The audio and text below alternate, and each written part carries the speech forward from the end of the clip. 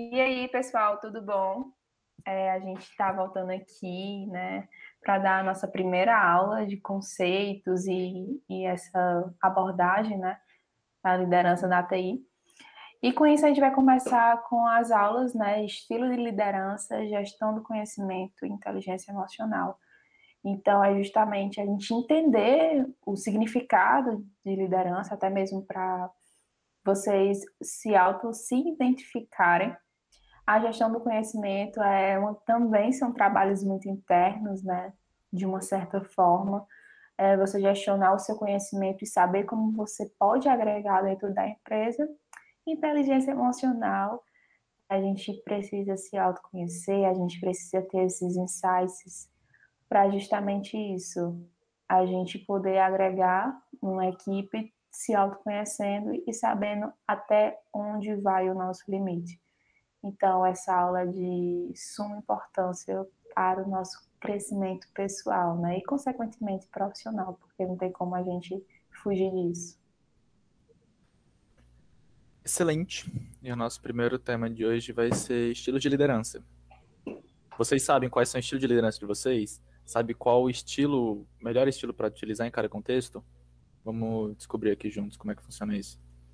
Bom, os estilos que nós vamos abordar hoje são esses 7 principais, que é a liderança autocrática, liderança democrática, liberal, coach, técnica, motivadora e carismática. Vamos lá. Começando aqui pela liderança autocrática, é o clássico chefe. É aquela liderança que tem como perfil uma grande autoridade. É a pessoa que é a maior referência na empresa quando se trata de processos, burocracia, direcionamento, delegação de atividades e tudo mais. Ele é, de fato, o chefe.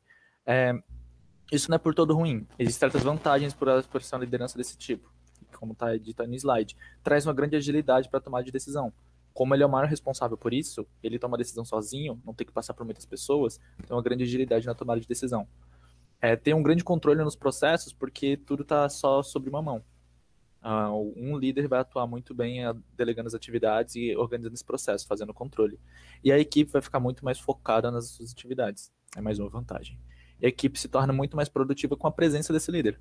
Por ele ser aquele líder-chefe, carrasco, que delega atividades, o time se torna mais produtivo com a sua presença. E tem algumas desvantagens também. Agilidade... Ih, eu errei o slide. Acabei de ver. Tem algumas desvantagens também quando se fala da liderança autocrática. Ela, principalmente quando a liderança, o papel de líder, a tomada de decisão está sempre centralizada, existe uma dificuldade em o time inovar, em o time se tornar autônomo e responsável por desenvolvimento dos processos da organização, coisas do tipo. Além disso, o time também pode ficar muito desmotivado, intimidado por ter somente uma pessoa como líder. E outro ponto extremamente negativo é que o time é extremamente dependente dessa liderança. Se por algum motivo ele se ausentar, o time vai ficar completamente perdido, vai ficar sem controle. Então esses são os pontos negativos, que aí no slide está errado, tá, gente? Mas confia na minha palavra. E é isso, esse é o estilo de liderança autocrática. E um ponto importante que eu vou trazer aqui, cada um dos estilos de liderança, é um contexto em que ele seria inserido.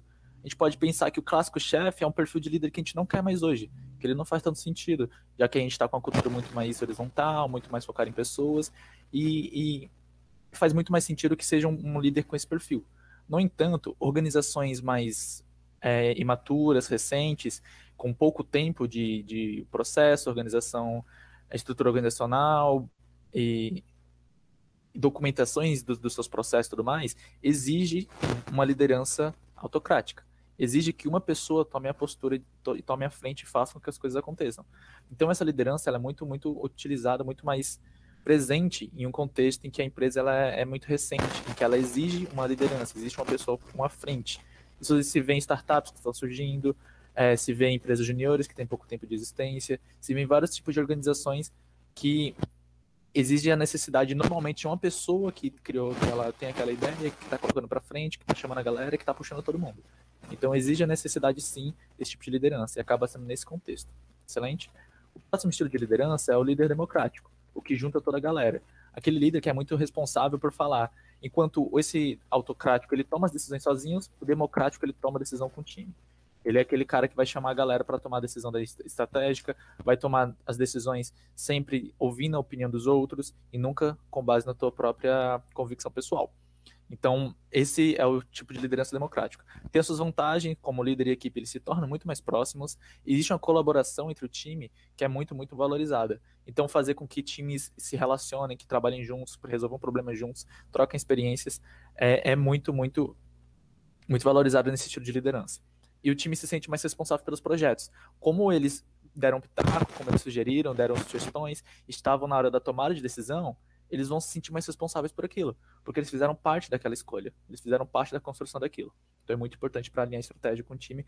Quando se trata de uma liderança democrática, ele tem esse perfil. E as equipes se tornam mais comprometidas. Pelo mesmo motivo de eles tomarem a decisão, como elas estão se colaborando, estão interagindo entre si, elas acabam se tornando mais comprometidas com o projeto, com a estratégia, com a tarefa que foi atribuída a ela. As desvantagens que se tem nesse estilo de liderança é que a tomada de decisão, completamente oposta ao autocrático, é muito lenta. Como tem que passar por várias mãos, várias pessoas, várias cabeças para uma decisão ser tomada, existe um gargalo aí. E exige um alto nível de maturidade da equipe. É exatamente o oposto ao autocrático. Para você permitir que teu time tome decisões, para você permitir que teu time tenha essa autonomia, tenha esse poder de decisão, você tem que ter pessoas bem preparadas, bem maduras, que estão há muito tempo de mercado, e tem entendimento técnico e também de experiência daquele contexto, para aí sim eles terem esse poder de tomar decisões. É muito difícil você tomar decisão quando você não entende nada do contexto. Então exige um alto nível de maturidade para você atuar com esse tipo de liderança. E também os processos podem ficar sem controle. Como não existe uma pessoa à frente dos processos, e sim um time trabalhando em conjunto, é muito autogerenciável esse time, pode ser que quem está atuando no processo no dia a dia não fique muito, não tenha tanto direcionamento, não tenha tanto acompanhamento, e assim o controle é perdido. O próximo estilo de liderança é a liderança liberal. É aquele que confia no time. É aquele cara que ele tem as tarefas definidas, ele sabe muito bem quem pode executá-las e delega essas atividades. É o líder liberal. As grandes vantagens que esse líder tem são os membros que eles dão maior autonomia para os membros. Ou seja, os membros tomam essas decisões do como executar uma atividade. Enquanto o democrático ele junta o time para tomar decisões, o liberal ele deixa a atividade na mão do membro e fala, faça como você acha melhor. Ele diz o que deve ser feito, mas não fala o como. Excelente. Então esse é o estilo liberal que confia no time. Ele também deixa o time muito mais motivado, porque o líder deposita confiança neles. É um poder extremamente horizontal, não existe tanta burocracia, como, por exemplo, se você está numa organização onde você é o vendedor, você está atuando ali na negociação de um contrato, você é a pessoa que toma a decisão. Você não vai ter que ligar para ninguém. Então, não existe tanta burocracia na hora de tomar decisão, na hora de tomar decisão rápida. Então, o poder horizontal que esse tipo de liderança permite, agiliza muito isso. E também permite muito a inovação. Como o time diz como deve ser feitas as coisas, como que devem ser as entregas, ele pode inovar, empreender dentro da organização. Gerando novas oportunidades, redução de custos, aumento de lucros e por aí vai.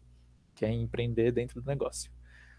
As desvantagens que esse tipo de liderança tem é que ela tem pouca instrução, ela dá pouca instrução e é falta de controle de qualidade. Como ele diz o que deve ser feito e não detalha o como, aquele membro que não tem tanta experiência ou que está há pouco tempo na organização pode não saber exatamente o que deve ser feito, pode não entregar algo com qualidade. E como também não tem alguém acompanhando, não vai ter controle da qualidade. Então, uma desvantagem que tem é a falta de padrão de entrega, um baixo nível de qualidade, de controle de qualidade, aliás. E os colaboradores podem se sentir um pouco perdidos. Como eles não têm um direcionamento direto, eles vão se sentir perdidos, não tem tanto acompanhamento diário, coisa do tipo.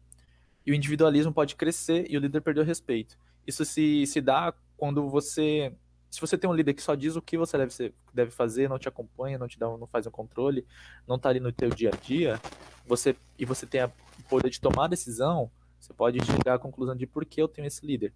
Se a única coisa que eu faço é receber demandas e entregar da forma que eu acho melhor. Então pode ser que o individualismo cresça nesse tipo de time, que você não tem esse cuidado cultural, e que o líder perca respeito, justamente por esse motivo. E essa liderança liberal, um ponto importante aqui que eu não falei que é a liderança democrática, é aquela liderança que é muito, muito importante quando a organização está gigante. O time está muito grande, você precisa de fato tomar decisões que estejam mais alinhadas com o público geral, com o time todo, para a cultura organizacional funcionar bem. Então, um time muito grande, uma organização um pouco mais robusta, faz sentido que tenha essa liderança democrática, desde que ela trabalhe muito bem essa dificuldade da tomada de decisão mais lenta. E a liderança liberal, ela funciona muito bem em time que trabalha com projetos, trabalha diretamente com projetos, trabalha diretamente com entregas, com entregáveis óbvios, com coisas objetivas, que não são entregas tão complexas. Assim, delegar uma atividade acaba sendo muito simples e que ele não precisa ter tanto direcionamento. Então, existe esse contexto em que essa liderança faz sentido. Excelente. Liderança coach. Aquela liderança que, mesmo que esse termo ele esteja muito subestimado, se torna até um pouco pejorativo o termo coach, ele de fato é um estilo de liderança que é muito valorizado hoje, que é o líder que é focado no crescimento do time. Crescimento em que sentido? No desenvolvimento, que é tornar aquele time mais competente, mais preparado, é um time mais unido, um profissional melhor. Quer que esse time tenha os melhores profissionais possíveis. Então, o líder coach, ele é aquele que vai focar no desenvolvimento do time. O desenvolvimento do time é a prioridade. Quer que os membros se tornem mais compromissados, pois as suas entregas vão estar relacionadas com o teu próprio crescimento. Então, uma das grandes vantagens que o líder coach faz. Ele foca no time, o desenvolvimento do time é muito prioritário e o membro se torna mais compromissado. E existe um feedback constante. Esse feedback constante justamente porque em qualquer momento que vocês forem ver sobre crescimento e desenvolvimento pessoal, principalmente profissional, um mentor ou alguém vai ter um acompanhamento constante com feedback constante para te dizer o direcionamento como tu deve melhorar. E o líder e liderado, ele tem um crescimento mútuo. A troca de experiência é muito grande, o líder aprende a liderar melhor e o liderado aprende a se desenvolver. As desvantagens que se tem é que é extremamente ineficiente, é inefetivo em um time conformado. Aquele time que ele, digamos que é uma empresa já um pouco sênior, já está há muito tempo de mercado, todas as lideranças, todos os membros têm mais de 20 anos naquela organização, eles já meio que já sabem o que fazer, eles já estão conformados com o que eles sabem fazer. Então esse tipo de liderança talvez não funcione nesse contexto, pois você tem que ter pessoas que estão inconformadas com o contexto, pessoas que querem evoluir, querem crescer. Então, é pouco efetivo num time que, de fato, não está preparado para esse crescimento pessoal. E pode comprometer entregas curtas em troca de desenvolver o time. Como o foco dele é desenvolver o time, se o time não está preparado hoje para fazer uma entrega, vamos atrasar o prazo e vamos treinar nosso time para fazer essa entrega. Então, isso, nesse contexto de liderança, pode ocorrer muito isso. E as decisões são mais demoradas. Como líder coach, assim como o líder democrático, ele está muito ali pro time, pro desenvolvimento do time, para focado nas pessoas, as decisões vão ter que passar por todas, porque ele quer fazer o que o time deseja. Então as decisões são demoradas pelo mesmo motivo. O líder coach é aquele empresa júnior. Se for ver, eu, Gilberto Coach, da empresa júnior, da Include Júnior, me chamava assim, era justamente por conta disso. Inclusive, a nossa missão é desenvolver pessoas, preparar pessoas para o mercado de trabalho. Então, na empresa júnior é um excelente contexto para atuar como líder coach, ou também empresas de consultoria, empresas focadas nesse segmento. Excelente. É um contexto excelente para ser um líder coach. A liderança técnica, o cara que mais manja. É aquele cara que toda empresa precisa, é o líder que sabe de tudo, é o líder que realmente resolve o problema.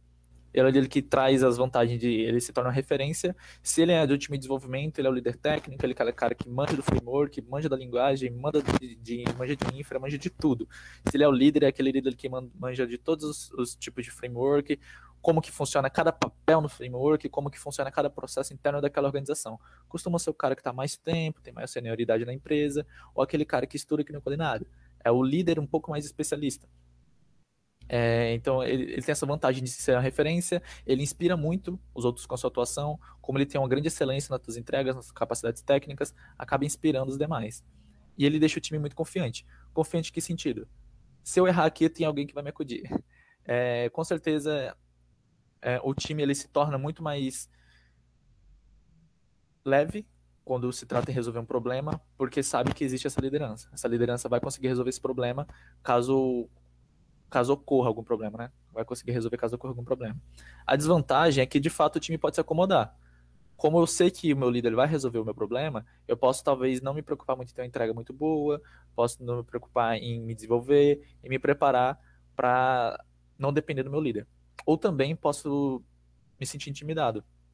Como o meu líder é muito preparado, ele é uma pessoa extremamente técnica, e ali na outra desvantagem, ele provavelmente, por ser muito especialista, não deve ter tantas habilidades interpessoais, eu posso me sentir um pouco intimidado com a abordagem dele, eu posso me sentir, de fato, eu sou um liderado e eu tenho que seguir da forma que ele faz.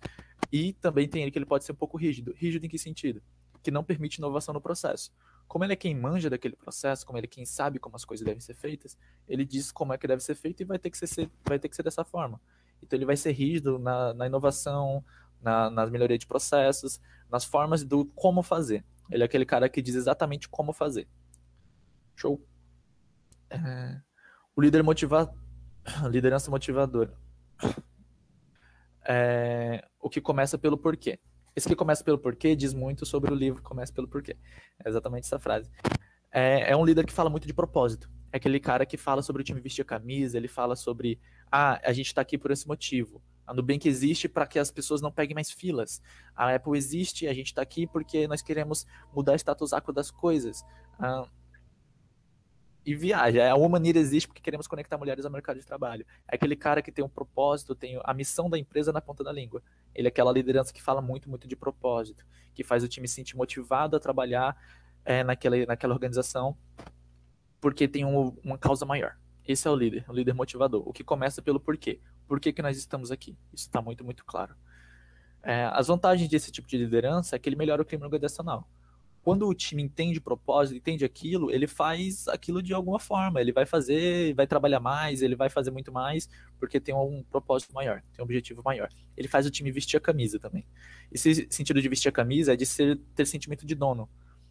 Eu faço parte desse time, eu sou um time, eu estou nessa organização e nós todos estamos alinhados com o único objetivo. Então eu vou resolver os problemas, eu vou sugerir melhorias, eu vou vestir a camisa, eu vou representar a minha empresa.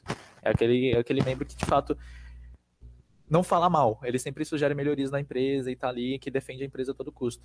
Ou qualquer pessoa que trabalha na Apple, que usa o produto da Apple, acaba tendo muito esse perfil, que vende e defende a marca, veste a camisa. Ele é excelente atuando em período de crise. Quando estamos em crise, crise econômica, ambiental, seja qual for o tipo de crise que a organização enfrente, ter um líder motivador é excelente. Acho que é a principal liderança que se tem. Pois, em momento de crise, o propósito maior, o objetivo maior é o que de fato vai fazer as pessoas continuarem unidas e trabalharem juntas. Então, essa é a maior vantagem que o líder motivador tem, que ele é excelente atuando em períodos de crise. Nesse momento, lideranças motivadoras estão trabalhando em fazer de fato funcionar o home office nas organizações, fazer funcionar o trabalho remoto, fazer os ambientes de trabalho remoto, né? Fazer com que tenha adaptação da empresa que trabalhava ali no presencial no dia a dia somente com o escritório, como é que ela vai funcionar agora atuando em home office. Então, essa transição nesse período de crise, normalmente quem consegue fazer muito bem é essa liderança motivadora. A desvantagem que se tem é porque pode ser cansativo. Nem todo mundo se sente bem todo dia falando com a pessoa que é extremamente feliz, que quer te motivar, quer incentivar o tempo todo. Então, uma desvantagem desse estilo de liderança é que ele é cansativo. Vai chegar um momento ali que não querem mais ouvir. Eu sei bem disso. E acaba deixando as tarefas de lado. Como é o propósito, a missão, vamos fazer interação, vamos juntar o time, vamos nos unir, as tarefas, de fato, o que é necessário ser feito, talvez fique de lado. É uma desvantagem que esse líder tem. E os feedbacks podem não ser tão construtivos. Como o meu objetivo é motivar a pessoa, é incentivar, unir ela ao time e tal, fazer ela vestir a camisa, o feedback pode ser que eu não pegue tão a sério. Pode ser que eu não vá, de fato, na dor, porque é algo que vai magoar essa pessoa. Então, o feedback pode ser não tão construtivo com esse estilo de liderança.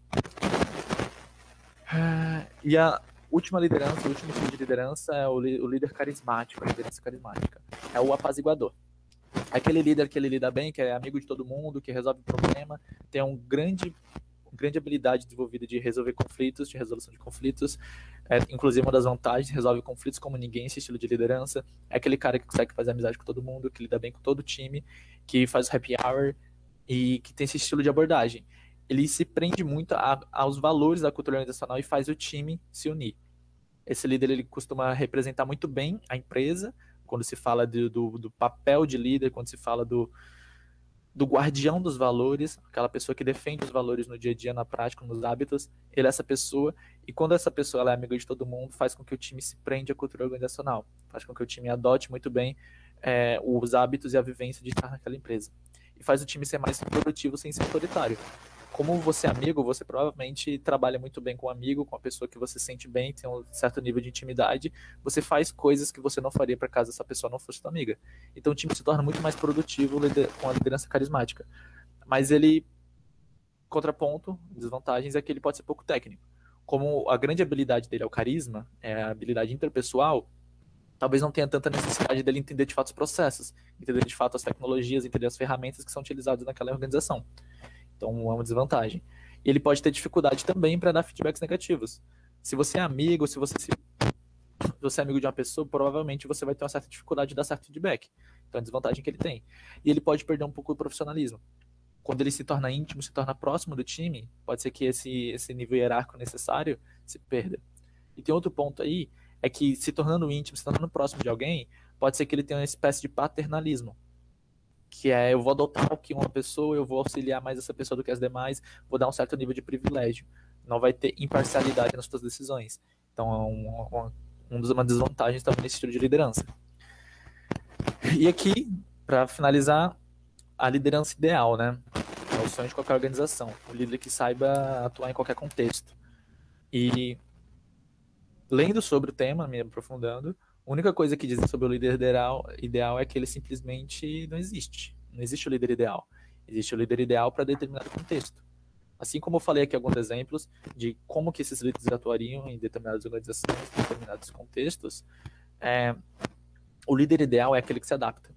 É aquele que se encontra na união, esqueci a palavra agora, na interseção entre esses tipos de líderes. É um líder que é técnico também, mas consegue motivar. É um líder que é carismático, mas também, quando é necessário, ele é um pouco autocrático para assumir a frente. Então, o líder ideal é aquele líder que se adapta. É isso sobre o estilo de liderança. Quer acrescentar alguma coisa, Gabi, Matheus, Marina? Eu quero fazer uma pergunta. Manda. Qual é a liderança que você se define? Tipo de liderança, no caso. Excelente pergunta. Porque eu lendo isso daqui, eu li autocrático, eu falei, putz, eu já fui autocrático. Em certos momentos, lá no início da Include Júnior, eu tive muito esse papel de centralizador. Depois eu decidi, não, teve muitos momentos que eu fui bem democrático, que eu uni o time, tomei a decisão com o time todo e que teve seus pontos positivos e negativos, como é que fala. Liberal, nem tanto, acho que eu comendo só é liberal, delegar bem atividades. Coach, acho que é o que eu mais sou. Aí, técnico, na Include eu fui também, porque era o que mais manjava dos processos, das ferramentas, tecnologias e tudo mais. Então, na experiência que eu tive de liderança dentro do Include Júnior, eu acredito que eu fiz um pouquinho de cada um desses aqui. Então, a resposta que eu daria foi meio que a mistura de tudo. Talvez eu tenha sido a liderança ideal para Include. Talvez eu tenha sido. Se vocês perceberem, o Gilberto, ele se autodeterminou mediante a um conhecimento muito cognitivo, né? Ele falou, eu agi dessa forma, eu fui de outra forma. E se você perceber, o Gilberto, ele está tendo uma inteligência emocional sobre quem ele é e sobre o que ele fez dentro da Include. E assim começa a nossa primeira aula, né, sobre as nossas emoções, como a gente vai saber lidar com isso, principalmente dentro de uma empresa. Primeiro a gente pergunta, né, o que é emoção? Nós temos, né, na nossa vida, que a emoção é aquilo que a gente sente, né? Eu tô sentindo aquilo. Sei lá, fulano me deu um tapa e tô sentindo aquele tapa na cara, ou o fulano me machucou e eu estou sentindo internamente que ele me machucou. E a emoção vai muito além disso, né? De uma coisa física e uma coisa interna. É a junção de tudo isso. Por isso que eu coloquei se refere a um sentimento e pensamentos, estados psicológicos e, consequentemente, biológicos. E uma gama de tendências para ações. Digamos que você é uma pessoa que estava andando na rua e tem um cachorro lá e ele simplesmente vai te atacar. Você sente o quê? Você está sentindo medo, sua boca fica seca, às vezes você fica em choque, paralisado. Então, se você conseguir perceber essas ações, está tendo uma ação tanto de estado psicológico e tanto de estado biológico. Então, a gente primeiro precisa entender que nossas emoções, elas são lidadas de tanto sentimentos psicológicos e biológicos e, consequentemente, vêm as nossas ações. Por isso que eu coloquei essa mulherzinha dançando, porque acredito que ela está feliz e ela está dançando aí de uma forma mais, né, externa, mostrando, se movimentando, que já é um estado biológico, né, também. Pode passar. E tá, uma vez que a gente entende o que é emoção, a gente pode pontuar, né, o que é inteligência emocional.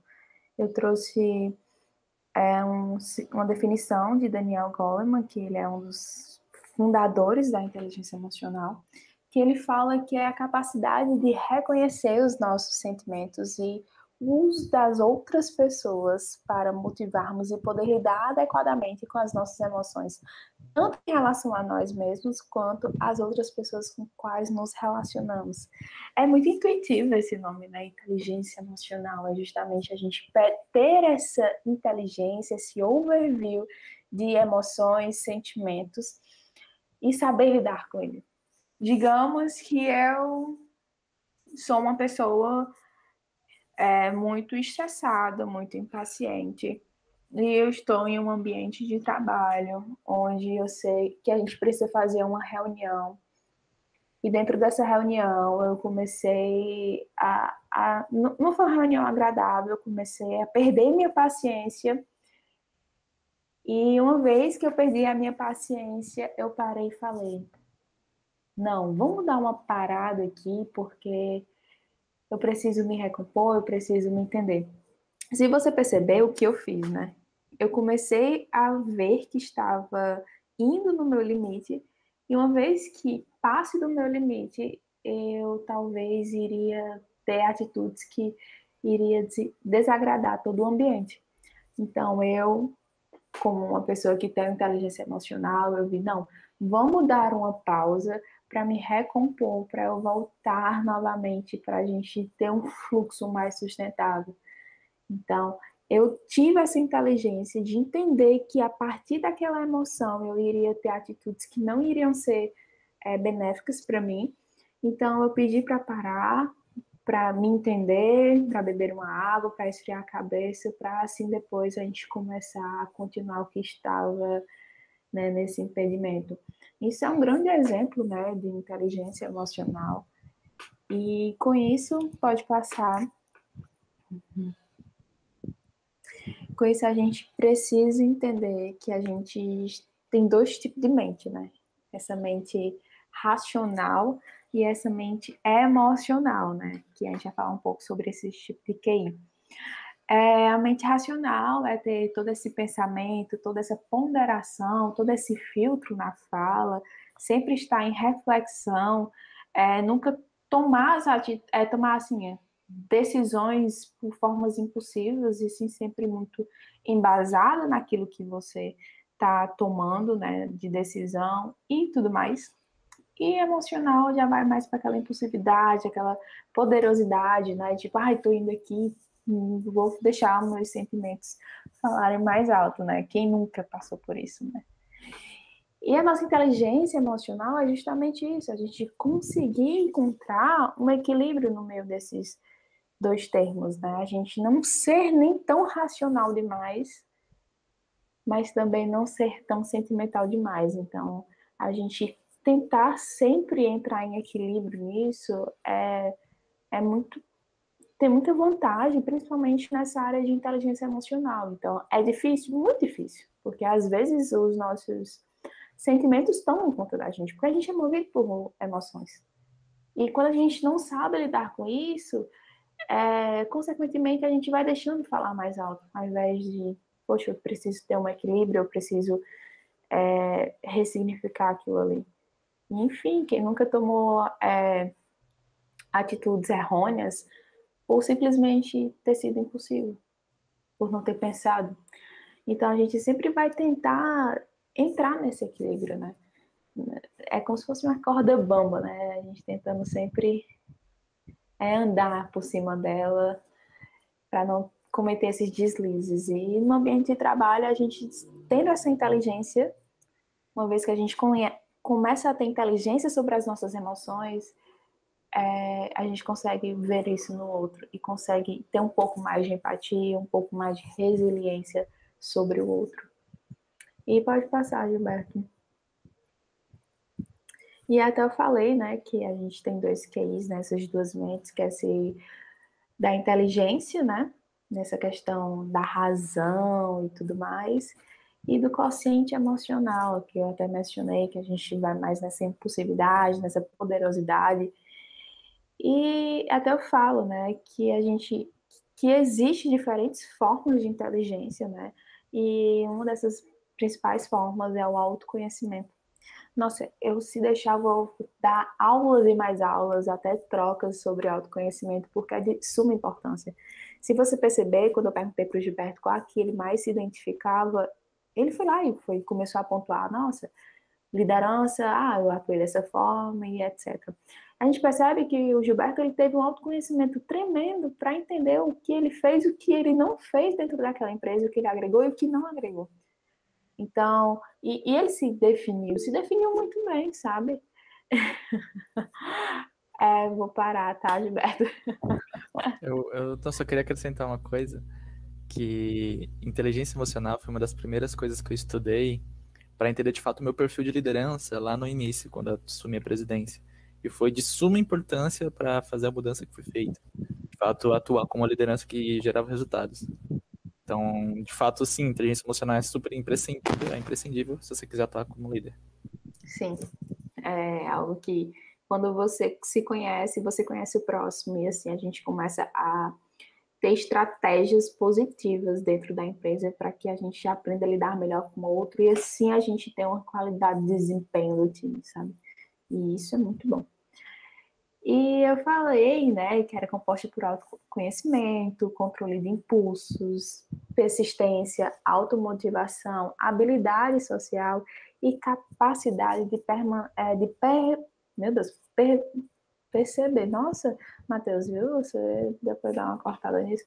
Perceber sentimentos alheios, tá? Então a gente vai falar um pouco sobre isso, né? Sobre esses valores e essas definições para a gente começar a trabalhar em nós mesmos, né? E é tudo um processo, tá? Não, a gente não consegue mudar do dia para a noite. Então, só a gente ter consciência que a gente precisa ter isso e ter a consciência que a gente precisa fazer a nossa mudança dentro do mercado de trabalho, até mesmo internamente. Eu acho que é muito de interno para externo, sabe? A gente vai começar a fluir bem, principalmente nessa questão de maturidade. Maturidade, o significado de maturidade é muito relativo, mas acredito que a gente vai ter percepções diferentes sobre algumas coisas que a gente achava inútil, útil, enfim. Pode passar. E com isso a gente tem esses tipos de estratégia, né? O que seria, né? Até eu falei. Eu sempre vou falar, você é uma das pessoas mais entusiastas aí nessa área de autoconhecimento, né? O que é que a gente precisa primeiro fazer, né? Para ter esse autoconhecimento. Até coloquei assim, fazer. O que seria fazer? É fazer essas avaliações com a realidade. A gente não precisa viajar demais, sabe? Poxa, a realidade é o que é.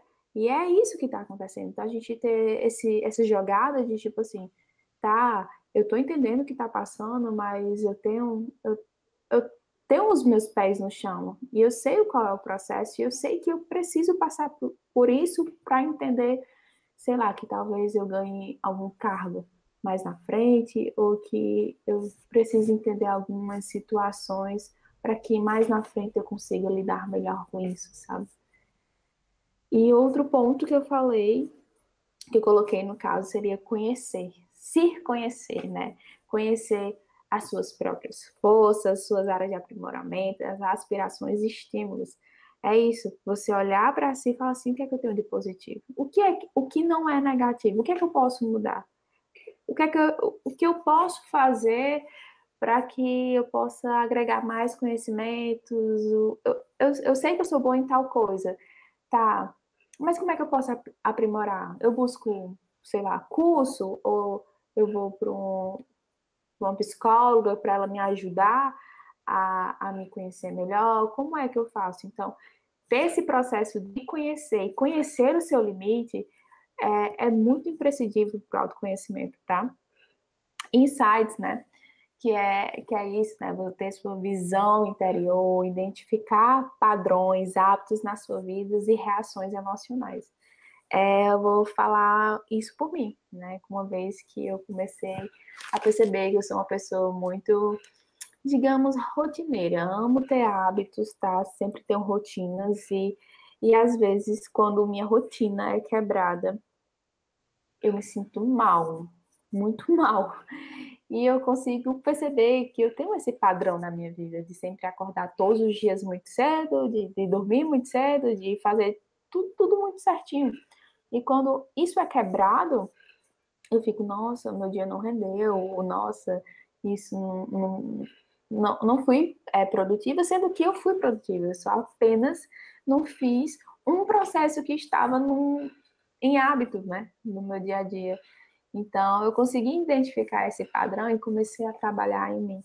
Poxa, tá tudo bem. Nem tudo na vida vai acontecer da forma que a gente planeja. E é isso.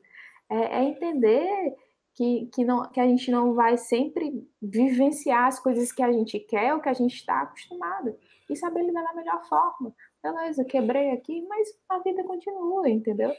E principalmente em reações emocionais, nossa, eu vou falar super de mim aqui.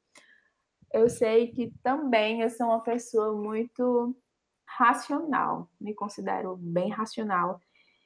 E quando vi, mediante a muitos processos de autoconhecimento, eu vi que eu era bastante racional, eu comecei a tentar instigar o meu outro lado, que eu sabia que estava guardado, que eram as minhas emoções, os meus sentimentos.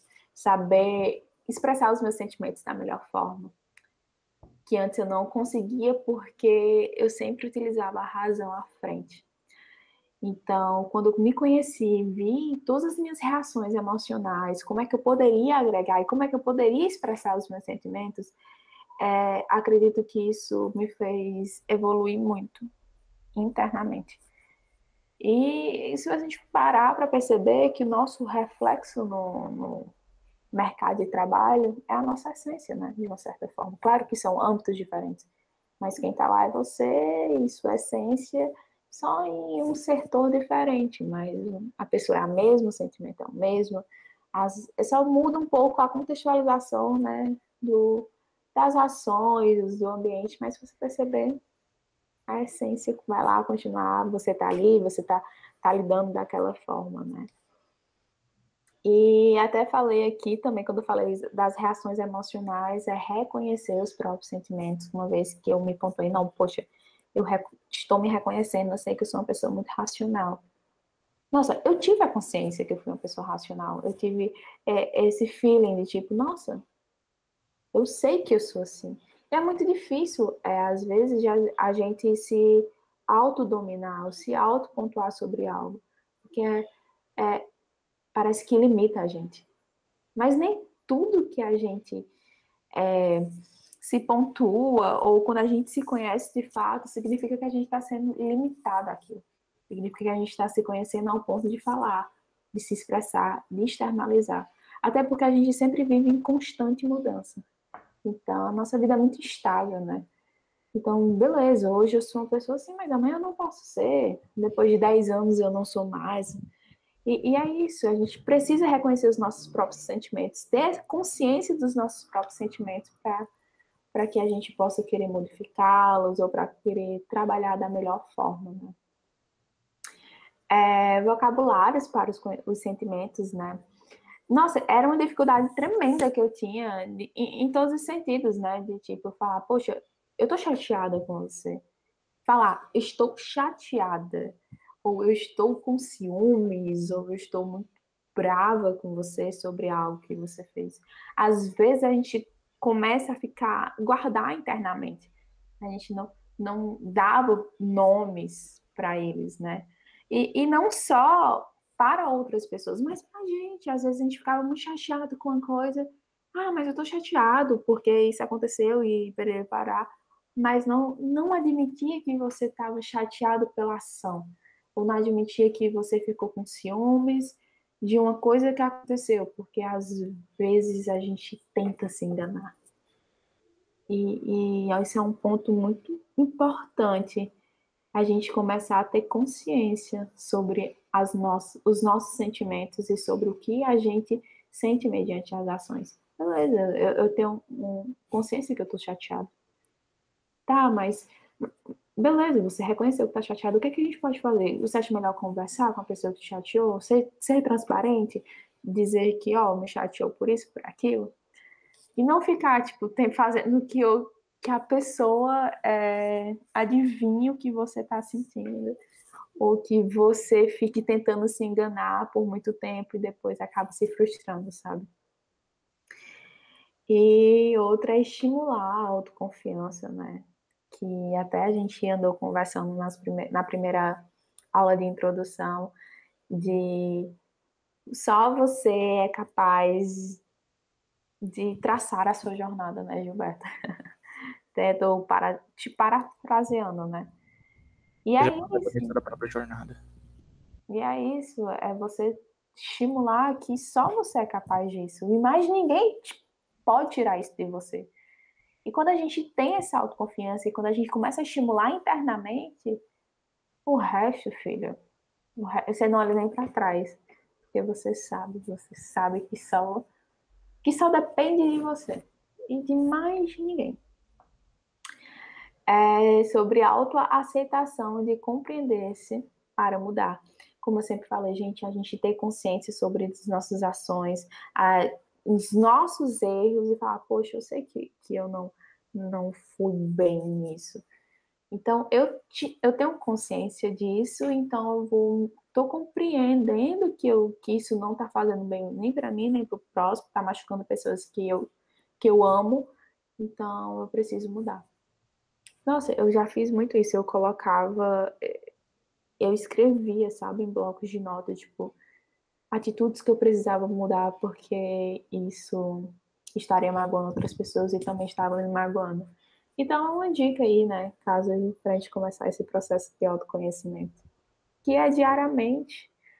O processo de autoconhecimento não é confortável, porque a gente está saindo da nossa zona de conforto, obviamente.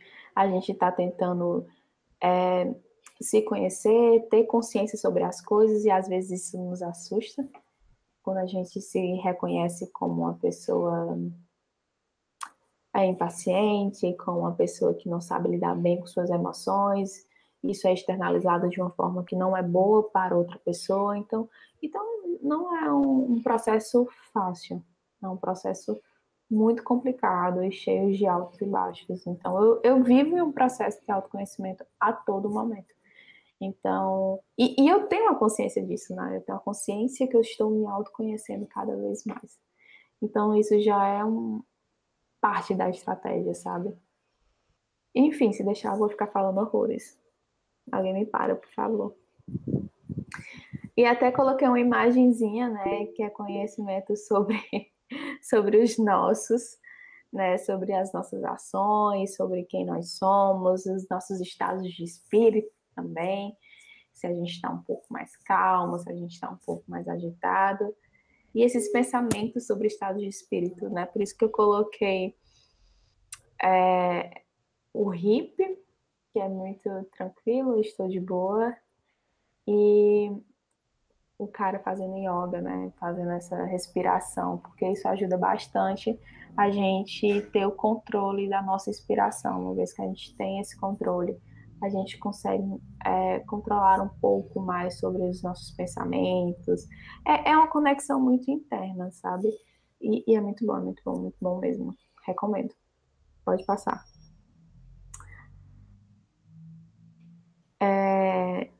Outra estratégia também é o controle emocional, né? O que eu estou a sentir, né? E aí? Beleza, tá tendo uma situação. Até lembra que eu falei sobre aquele que eu estava indo num projeto de trabalho e tudo mais, e que a reunião estava muito desgastante, eu sei que eu estava perdendo a paciência, e uma vez que eu perdesse a paciência, talvez eu iria explodir. Se vocês perceberem, eu tive esse controle emocional de entender o que eu posso sentir se passar dali, e o que isso iria culminar, né, se a gente continuasse dessa forma. Então, eu me respeitei, respeitei também o próximo, e fiz todo esse controle emocional, justamente, que foi o que eu utilizei estratégia para mudar uma emoção negativa, que não seria bom. Inclusive, né, Gabi, quando você atua como líder, em diversos momentos você vai estar a pessoa que toma decisões pela tua equipe. Você é à frente disso. E ter o controle emocional é essencial para que você tome decisões mais coerentes. Não só coerentes, como mais assertivas, mas de fato alinhadas com o que o time deseja. Você não, em uma reunião de negociação, você com certeza vai ver uma pessoa falando algo absurdo para você. Ela vai fazer que você desestabiliza para tomar uma decisão mais alinhada com o que ela espera. Você tem que ter esse controle para manter as coisas mais equilibradas e que levar o melhor daquilo para ti. Então, controle emocional, quando você vai atuar como líder, até em momentos que seu time às vezes te desrespeita, ou que em algum momento tem alguma atuação que não era o que você esperava, qualquer coisa, cenários adversos, o controle emocional é importantíssimo para que você mantenha a sua postura. E é isso, até pode passar, que é o que a gente mais está falando aqui, que nós somos responsáveis pelas nossas próprias emoções. Por mais que o outro tenha feito algo de ruim para a gente, que impactou negativamente, só nós mesmos que vamos lidar com essa emoção sobre o impacto, né, do outro, sobre, enfim, o que aconteceu. E a forma como a gente lida, ou como a forma que o outro, o que a gente deixa que o outro entre na nossa vida também, negativamente, é uma forma de, tipo assim, ó, tá, ele me machucou, ele fez isso e fez aquilo. Tá, mas como é que eu vou lidar com isso? Uma vez que eu tenho controle do meu sentimento, poxa, vou chorar, vou sofrer, vou fazer isso, né? Todo o meu processo de negação e tudo mais. Mas no final eu vou entender que esse processo era necessário para eu ter esse amadurecimento e para que isso não ocorra mais outras vezes. Então, a gente ser responsável pelos nossos sentimentos e nunca deixar que o outro tome conta disso. Às vezes, a gente dá ao outro o poder dele controlar a nossa vida. Ou seja, então gera uma dependência emocional sobre uma coisa que é só sua, é só você que está sentindo, é só você que está vivendo aquilo. O outro não tem responsabilidade sobre aquilo que você sente. Então, fiquem ligados nisso, né? Porque às vezes a gente costuma muito de culpar outra pessoa. E nesses controles emocionais, a gente vai ter algumas estratégias, né, também de como os passos que a gente pode fazer, né, para ter um melhor controle, que é gerenciar os sentimentos e os impulsos, como a gente sempre falou, ter essa consciência, ter essa jogada, tipo assim, ó, se eu passar daqui, aqui é o meu limite, se eu pular aqui, eu sei que não vai ser positivo, então vamos parar, vamos dar uma esfriada, vamos conversar sobre outra coisa, porque eu estou indo no meu limite, né?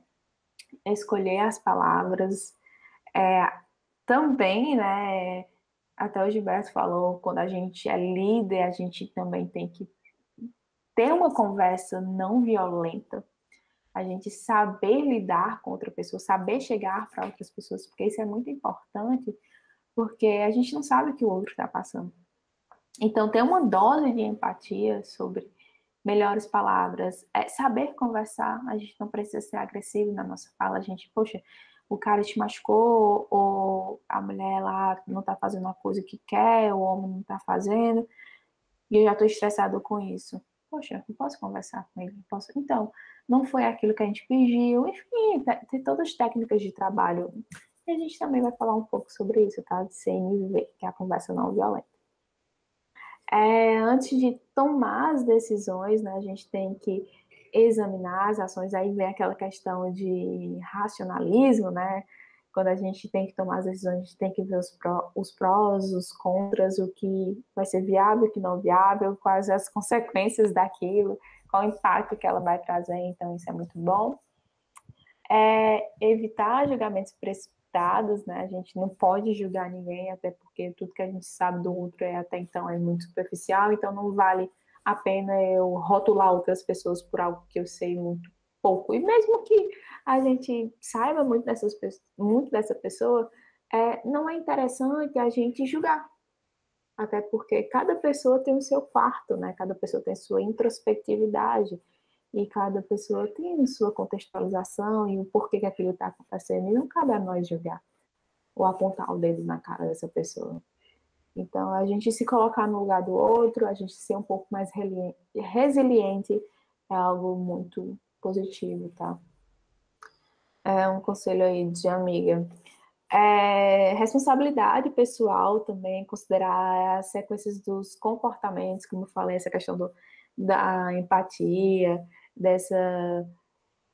ter noção também o que você pode causar na vida do outro. Se você tem essa noção, você vai evitar milhares de conflitos, né?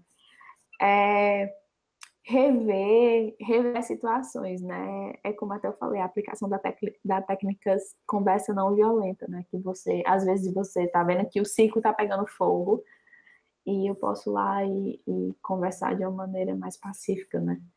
De tipo, tá tudo bem, vamos entrar no senso, vamos ser coach, né? Aqui, vamos ver o que a gente pode fazer de uma maneira amigável, né?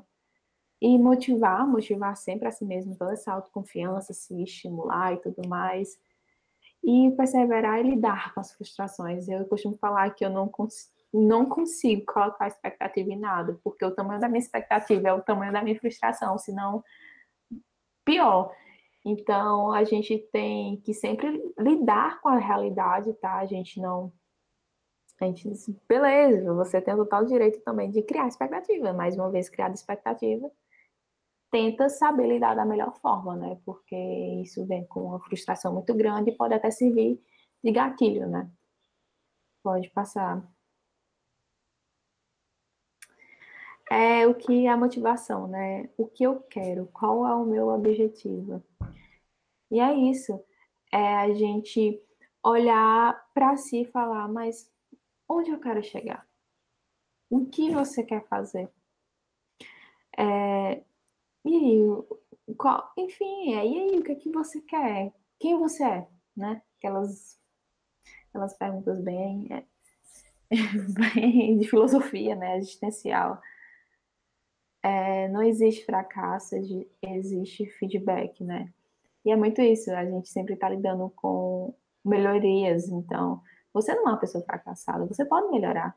E uma vez que você pode melhorar e evoluir como um ser humano, por que você está sendo fracassado? Porque você não soube lidar bem com tal situação? Mas, e aí? Isso vai ser sinônimo de fracasso? No entanto, que eu trouxe até uma frase, né, de um livro muito, muito bom, que é Mude Sua Vida em 7 Dias, que fala, não falhei 70 vezes, não falhei uma única vez. Consegui provar para que essas 70 formas de fazer não funcionam. Quando tiver eliminado todas as formas que não funcionam, terei descoberto a forma que funciona.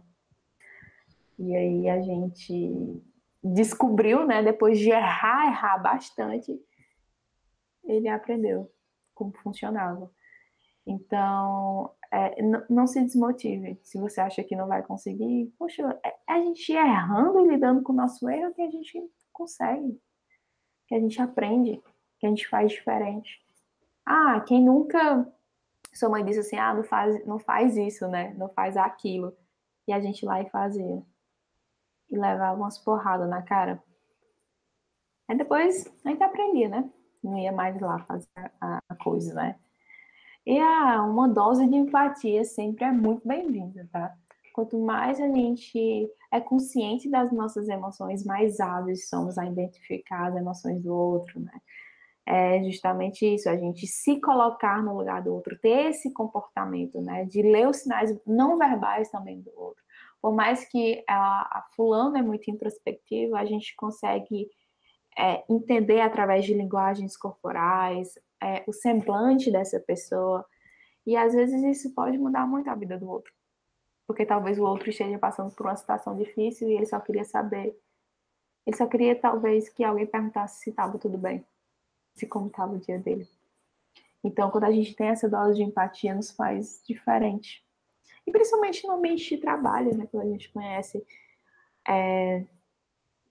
conhece mais os nossos funcionários, um pouco da nossa internalidade deles, a gente consegue se colocar mais no lugar.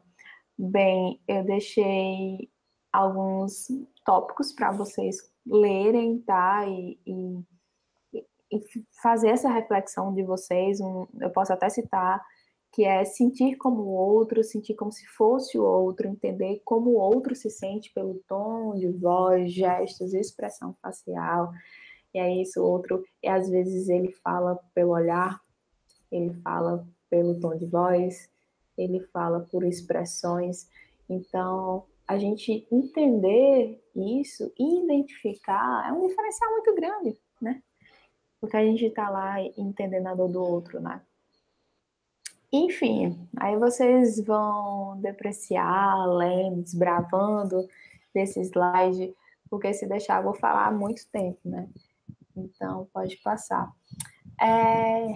Relacionamentos interpessoais, né? Que seria, as emoções são contagiosas. As pessoas ao interagir espalham a linguagem corporal das outras, controlando os sinais que enviamos, controlando o efeito que tem na outra pessoa. E é isso que eu estava até falando, que às vezes a forma como a gente se fala, né? A forma como a gente fala e se porta, isso pode causar um impacto muito negativo no outro. Porque a gente não sabe o que o outro está passando, a gente não sabe que o que passa na nossa vida pode servir de gatilho. Então, uma vez que a gente controla esse efeito, onde a gente tem essa consciência também dessa linguagem corporal, a gente pode evitar, essas decepções, a gente pode evitar de machucar o outro, uma vez que a gente tem consciência nisso. É sempre se perguntar, né, o que eu quero nesta interação. E eu trouxe até também outros tópicos para vocês lerem, que é enfrentar e clarificar situações de conflito, né? Uma vez que a gente não precisa fugir de conflitos, a gente precisa entender o problema para depois solucionar esse problema, né? Mediante um time, por exemplo. Compreender o funcionamento do contexto social, entender como as pessoas estão se sentindo naquela situação. Enfim, vem todos uma análise cognitiva de tudo isso para que a gente consiga ter um bom relacionamento interpessoal. Pode passar. Até eu falo, né? Não tem como a gente conversar aqui, mas eu até pergunto para vocês quais são as características que mais vocês se identificaram e qual mais vocês precisam trabalhar. Se vocês quiserem deixar aí no chat ou no grupo para a gente debater depois, seria uma ótima discussão. E uma coisa certa é que todos podem evoluir e desenvolver a inteligência emocional, né? Ninguém nasce entendendo as suas emoções, né? A gente nem se entende, a gente nasce nem sabendo andar, quem dirá sabendo as nossas emoções. Então, é todo um processo e toda consciência do que a gente realmente precisa. A gente realmente precisa se conhecer para conhecer o próximo. A gente precisa ter essa empatia, a gente precisa ter esse autoconhecimento, porque assim a nossa vida vai sendo mais fluida, leve e saudável. Enfim, eu espero que, né, eu tenha ajudado vocês de alguma forma e até deixo uma frase para vocês que vivemos em um momento que o tecido social parece esgarçar-se com uma rapidez cada vez maior, em que o egoísmo, a violência e a mesquinhez de espírito parece estar fazendo apodrecer a bondade das nossas relações do outro. Então é isso, né? É você se fazer de frente e se você se colocar mais no outro. A gente vive num mundo tão egoísta, tão individual. Por que a gente não pode entender um pouco o outro? Por que a gente não pode trazer essa resiliência? Então, ter essa inteligência emocional é um processo muito bom e necessário e ainda pode ser o seu diferencial dentro do mercado de trabalho. Então, é isso.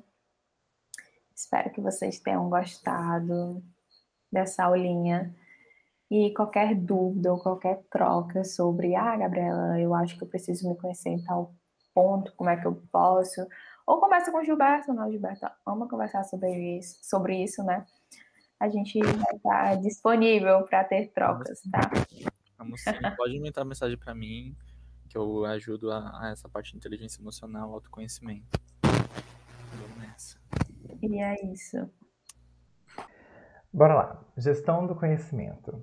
A gente já começa a gestão do conhecimento com essa frase do escritor Peter Drucker, que diz: os grandes ganhos de produtividade daqui para frente advirão das melhorias na gestão do conhecimento. Ou seja, quanto mais investir na gestão do conhecimento, mais produtividade e ganhos para você e para a sua empresa.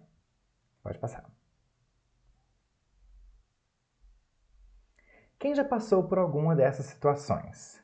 Ter que refazer um trabalho que um colega acabou de fazer e você não sabia, procurar uma informação que seu colega de outro departamento possui e você não sabia, precisar de um documento ou de uma pessoa com conhecimento, mas nem o documento e nem a pessoa estão mais na organização, descobrir que a pessoa que mais conhecia um determinado assunto se aposentou e levou o conhecimento embora. Não é chato? Imagina você na faculdade ter que pedir ajuda a alguém e descobrir que essa pessoa já se formou, nem está mais lá. É triste. Pode passar. Então, para que serve a gestão do conhecimento? Bom, serve para prover informação relevante, reduzir falta de comunicação e integração entre setores, identificar quem sabe o que, reutilizar soluções, melhorar o processo de inovação, ganhar produtividade, preservar a memória da organização, aumentar grau de colaboração e obter e disseminar conhecimento externo. Pode passar. Bom, conhecimento. O conhecimento a gente sabe que já tornou um recurso estratégico fundamental para todos os tipos de empresas. E é necessário garantir um nível adequado de conhecimento nas organizações. Esse nivelamento não é uma tarefa fácil, particularmente problemático para as organizações de software. Os conhecimentos dos funcionários são os principais ativos da organização. Projetos, processos e metodologias em geral são executados por pessoas. Logo, essas pessoas e seus conhecimentos são determinantes para o sucesso ou a falha dessas atividades. Pode passar. Conhecimento tácito e conhecimento explícito. Bom, dando uma bela resumida, o conhecimento tácito é um conhecimento adquirido por experiências. A gente pode ver pelo GIF, que tem duas pessoas conversando, trocando conhecimento. Esse conhecimento não pode ser expresso através de textos, imagens e documentos. É aquilo que está na mente, adquiriu por prática, não na teoria. Um exemplo, andar de bicicleta. A gente aprende de bicicleta como? A gente vai tentando até conseguir. A gente não lê num livro como andar de bicicleta. A gente pega a bicicleta e vai. Já o conhecimento explícito é ao contrário. Ele é claro e formal, com base em textos, documentos, imagens, desenhos. Pode colocar ou não em prática. Nesse GIF a gente colocou uma moça pesquisando e aprendendo pela internet, pesquisando. Pode passar. E onde está o conhecimento? Bom, 80% na cabeça das pessoas, 4% em sistemas informatizados, ou seja, na internet, em arquivos. 16% estão registrados, mas dispersos, ou seja, sabe aquele livro na biblioteca que ninguém pega? Aquele é um tipo de conhecimento que está registrado, mas está disperso, ninguém está lendo, ninguém está distribuindo o conhecimento que está nele. E o conhecimento necessário para manter uma organização competitiva no mercado com desempenho significativo já se encontra dentro da própria empresa. Ou seja, tem empresas que têm o conhecimento lá guardadinho, arquivado, mas ninguém usa. E aposto com vocês que tem alguém precisando desse conhecimento, mas não tem o acesso, não procura e nem tenta descobrir onde está. Pode passar. Gerência de conhecimento. A falta de disseminação dos conhecimentos na organização pode ocasionar a perda de informações. Por exemplo, se saem os funcionários da equipe, se sai alguém da empresa, soluções que são esquecidas, ou seja, a pessoa sabia como resolver o problema, sai, a gente perde aquele conhecimento, a empresa perde aquele conhecimento. E essa falta de registro de soluções, ou quando são registradas não são distribuídas de forma adequada. Ou seja, tem o registro, mas ninguém sabe onde que está. Perdeu a solução. E ao mesmo tempo em que a experiência sai da organização, a inexperiência entra pela porta da frente em forma de novas contratações.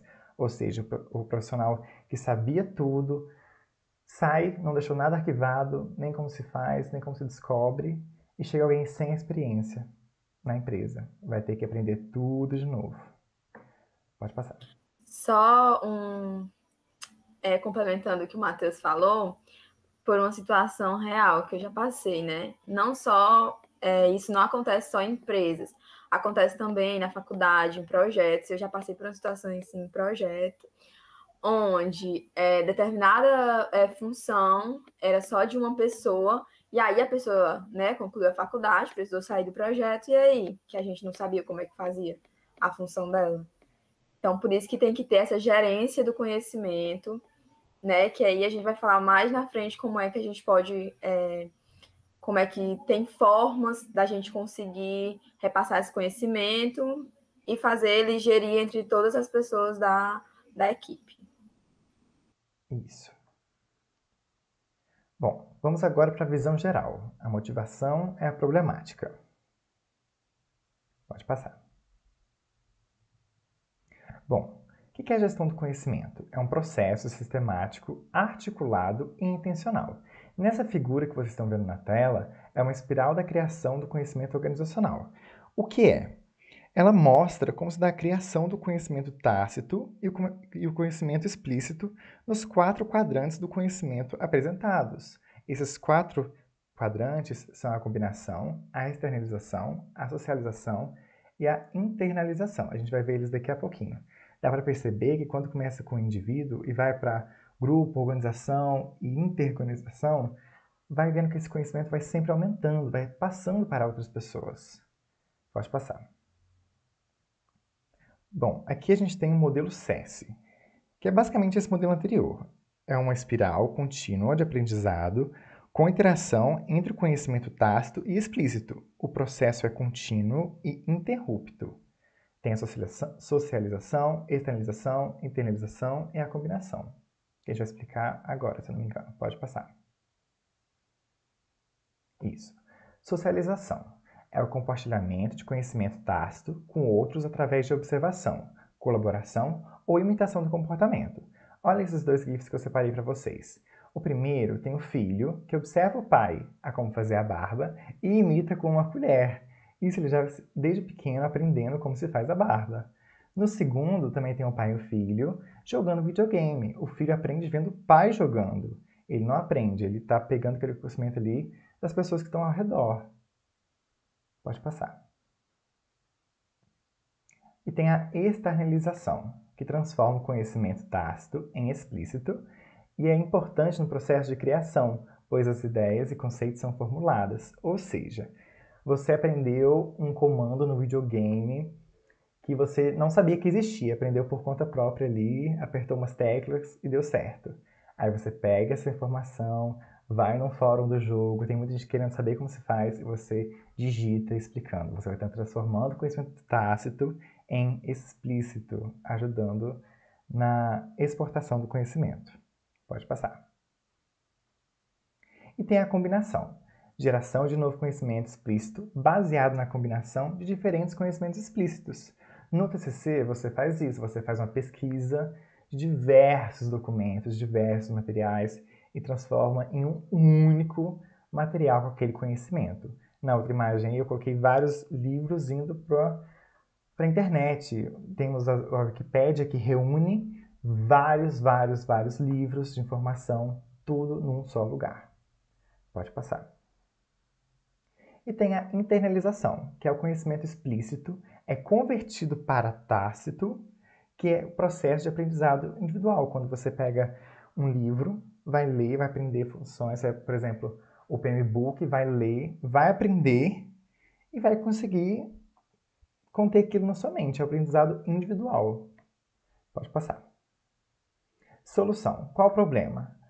As empresas repetem erros e têm trabalhos duplicados. Qual a solução? A gestão do conhecimento. Agora eu chamo a Marina para completar esse assunto para vocês. Oi, gente, né? Boa noite a todos vocês.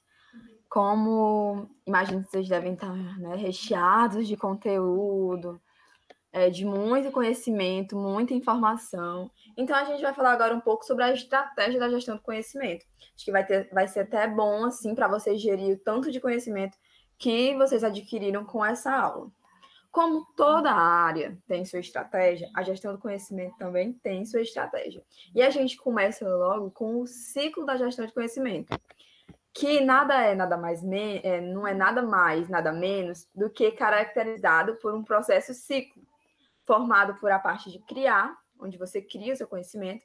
E aí, essa forma de criar, a gente tem várias formas, como o Matheus explicou, né? Tem através da socialização, da combinação, da externalização. E aí você cria esse conhecimento e depois desse conhecimento criado, você vai capturar esse conhecimento. Pode ser de forma tácita ou de forma explícita, né? Geralmente é de forma explícita.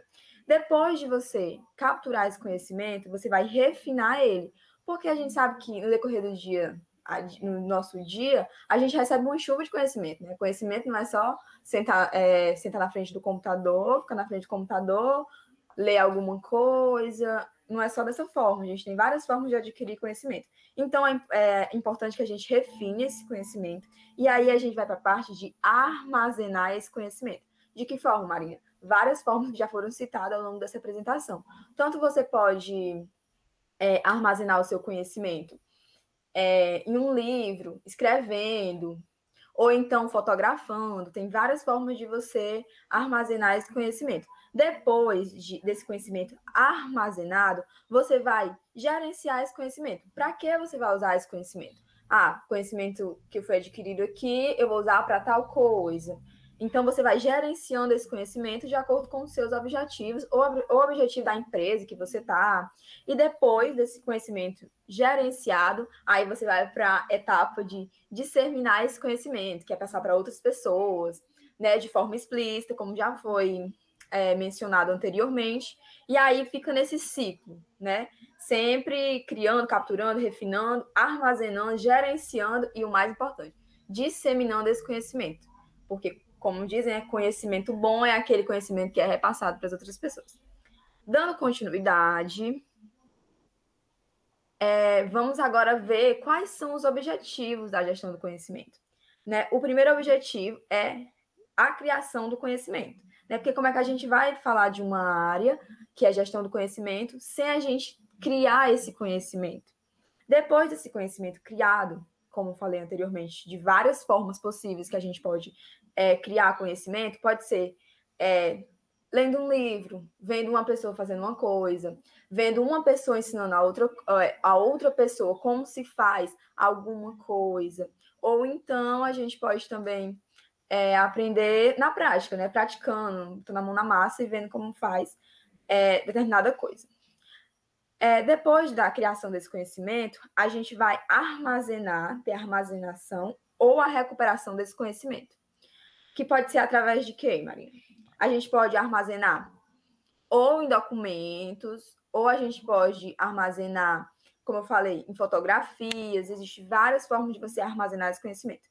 Depois de armazenado, a gente vai para a transferência desse conhecimento, que pode ser de pessoa para pessoa, de pessoa para grupo, e depois é só aplicar esse conhecimento, né, da forma que for melhor possível para você e para o seu objetivo. Agora, quais são as técnicas e práticas da gestão do conhecimento? Porque você falar gestão do conhecimento, isso, aquilo, né, aquilo outro, tudo bem, mas quais são realmente as técnicas e as práticas dessa gestão do conhecimento? Uma das é reter o conhecimento, acelerar a inovação, processos, produtos, modelo de negócio, acelerar a gestão de novos conhecimentos, melhorar o processo decisório. Esse é bem importante porque, assim, quando você vai tomar uma decisão, seja dentro de uma empresa, seja dentro de um projeto, ou seja dentro até mesmo da sua própria casa, uma coisa é você tomar uma decisão sem conhecimento algum sobre aquilo que você está decidindo. E outra coisa é você tomar essa decisão já com conhecimento sobre aquilo. Né? Claro que a sua decisão vai ser muito melhor do que se você não tivesse conhecimento. Então, reduzir custos e retrabalho, descobrir o capital intelectual já existente, gerar novas receitas com base na reutilização do capital intelectual existente na empresa, proteger o capital intelectual existente na empresa, servir melhor os clientes, acelerar o aprendizado e aumentar o conhecimento dos colaboradores. Como essa questão de que está falando aí, muitos objetivos, é o capital intelectual da empresa. É o que o Matheus falou anteriormente, das pessoas que sabem o que dentro da empresa. Mas mais na frente a gente vai falar que é uma técnica de gestão do conhecimento. É você proteger esse capital intelectual. Quem sabe o que e registrar, né, o conhecimento que as pessoas sabem. Porque aí você fica protegendo, para caso aquela pessoa saia da sua empresa, o conhecimento não vai junto com ela. Ela saiu, mas deixou registrado, tipo, como faz certa coisa, né, como ela fazia isso, ou repassou para outras pessoas. E exemplos de prática da gestão do conhecimento. A identificação dos especialistas, como eu falei anteriormente, quem sabe o que é você identificar aquela pessoa que sabe determinada função. Por exemplo, vamos lá. Vamos levar mais para a prática da universidade, que é algo mais presente no nosso dia a dia. Eu estou lá na disciplina de programação, disciplina X de programação, e está usando a linguagem Java. Mas eu sei que dentro da minha sala, imaginando como uma equipe, dentro da minha equipe, fulano de tal sabe um pouco sobre Java. Então, eu sei que ele sabe Java. Então, se eu sei que, por exemplo, a Gabi sabe Java, eu não vou para o Matheus perguntar ao Matheus, eu vou diretamente para a Gabi. Isso otimiza o tempo das empresas e gere melhor o conhecimento e a comunicação dos membros. A utilização de repositórios de conhecimento para artefatos de trabalho. Eu ia dizer que se eu estivesse falando um pouco rápido, vocês me parassem, né? Mas como está sendo gravado, então eu vou falar. Qualquer dúvida, vocês colocam no chat. A definição é que essa prática, ela auxilia a manter registrados os artefatos de trabalho da organização. E como a gente pode armazenar esse conhecimento? O repositório de conhecimento armazena os artefatos da organização e eu posso compartilhar esse conhecimento entre diversos colaboradores da organização. E aí, como você vai aplicar esse conhecimento utilizando o repositório de conhecimento? Durante a execução das atividades, os colaboradores acessam um repositório de conhecimento para obter exemplos de códigos e modelos de documentos. Foi como já foi falado anteriormente. Né? Se você fazer a prática dessa utilização de repositório de conhecimento, sempre que você tiver dúvida em alguma coisa, você vai lá e acessa esse repositório. Nesse repositório, para estar, né? Se não tiver, porque está errado, mas para estar todas as coisas que a equipe precisa para determinar, para fazer determinada função. Esse é o objetivo de você utilizar esse repositório. É como se fosse uma válvula de escape. Preciso disso aqui, não estou entendendo isso aqui. Vou no repositório e checo como é que faz. E aí faço. Pode passar. Realização de reuniões de final de projeto.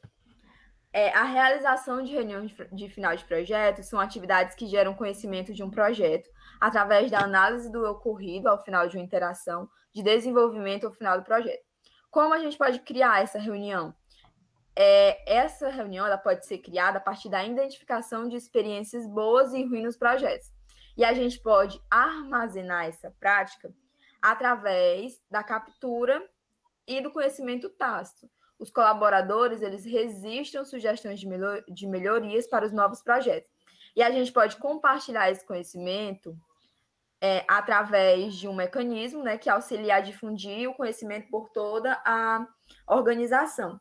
Essa reunião de final de dia é bem importante para você ter esse levantamento realmente do que deu certo, do que está dando certo e do que não está dando certo, para você ter mais ou menos esse embasamento E aí também, cada pessoa individualmente, nessa reunião de final de dia, que é a reunião final de projeto, ela pode dizer suas experiências pessoais, né? Ah, fiz isso aqui e não deu certo.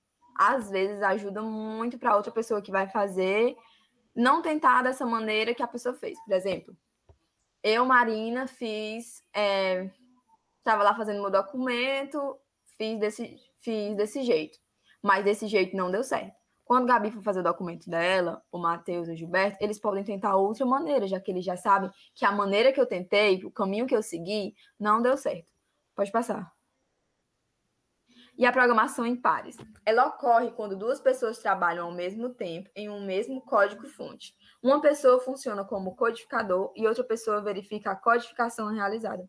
Essas atividades elas podem ser alternadas pelos dois colaboradores que estão trabalhando juntos. Isso é importante porque essa programação em pares dentro da gestão do conhecimento. Porque, às vezes, eu, como programador, como analista, como designer, estou fazendo uma coisa. Às vezes, eu não consigo perceber um erro ali, como sou eu que estou fazendo. Às vezes, a cabeça está tão cheia, né, que a gente não consegue identificar um erro que está ocorrendo no nosso código, no documento ou no protótipo. E aí, a programação em pares, ela facilita isso, porque às vezes o que eu não consigo identificar, o Matheus, que está lá comigo, que é meu par, ele consegue identificar. E aí, como a gente pode fazer essa programação em pares, né? Essa programação ela pode ocorrer através, né, de dois colaboradores, uma vez que estão empenhados na mesma atividade. A programação em pares, levando aqui para o Learn Lab, para o curso, por exemplo, o Matheus pode fazer os slides e eu estou lá verificando os slides. Um erro, às vezes, uma palavra, um ponto, alguma coisa que o Matheus não consegue identificar, como eu estou lá empenhado na mesma função que ele, observando, eu posso identificar. Então, isso facilita muito. Pode passar. Quem tem um conhecimento dentro de uma organização? Né? Quem conhece ferramentas de prototipagem? Quem conhece determinada linguagem de programação? Quem sabe os problemas que são relacionados à instalação do Eclipse? Um exemplo, ferramenta Eclipse ou CodeBlocks, né? Que a gente dava muito em FUP. Pode passar. Tá. Aí, a gente tem, a partir disso, uma realização de tutoria ou acompanhamento. A tutoria ou acompanhamento é um apoio momentâneo que algum colaborador dá para outro colaborador. Como a gente pode criar? Há um estímulo para a criação de novos conhecimentos. E como a gente pode compartilhar esse conhecimento? Através da transferência do conhecimento, pois colaboradores mais experientes podem passar o conhecimento para colaboradores menos experientes. Todos podem aprender sobre o novo domínio. Como eu posso levar isso aqui mais para o dia a dia de vocês e nós também? O que acontece muito na monitoria, né?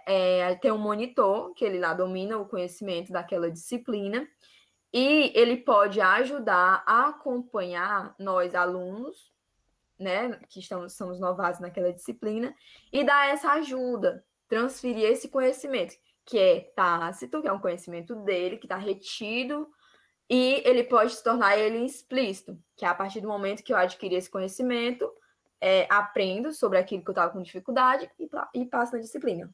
Show. Pode passar. Pronto. Agora, um exemplo de registro de lição aprendida. Lembra que eu falei que sempre ficava muito assim, era muito difícil quando ficava perdido o conhecimento dentro da empresa, quando você fazia alguma coisa e não registrava, e às vezes você precisava lembrar de tal dado, de tal informação, e não tinha.